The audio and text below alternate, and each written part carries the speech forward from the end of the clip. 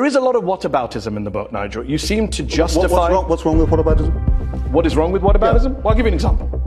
You say, the British Empire was bad, but it wasn't the Nazis. The first Opium War was bad, but Mao was worse. You say famines happened in India under the imperial watch, but the famines happened after independence too. You say the camps in Kenya were bad, but then you say, but the Soviet gulags were worse. You do that throughout the book. You can't bring yourself to just say, this was really bad. As a Briton, I'm saying this was bad.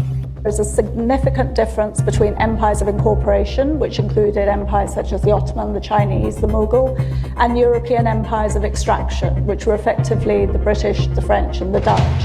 And one of the ways in which we can think about the differences between the two is the way in which they relate to questions of food scarcity that occur, because food scarcity occurs across all human societies at different times. The British Empire, and if we compare it with the Mughal Empire, because it's the same territory, the same populations, there was no significant famine that created death under the Mughal Empire, which ruled for over 400 years. Under the British Empire within India, when the East India Company came into power, they presided over a famine in Bengal which killed over 10 million people out of a population of 30 million, and they collected more taxes at the same time.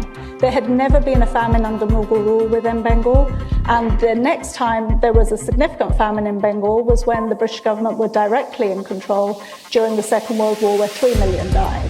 Whether they introduced some cultural practices or played a little football with the natives as part of that project is not the objective of these institutions. We can look at the historical conversation that happened, look at the words of, to say, if I said to you at the moment, the idea that the colonization of the Caribbean was the great source of wealth and power in Britain, you might think that that's been written by a C.L.R. James or an Eric Williams or a Walter Rodney. No, that's Edmund Burke, the father of English conservatism. Until very recently, it was common sense that the British Empire gained most of its wealth from the colonization of the colonies, and it's in fact a lot of the revisionism that I think is being done right now.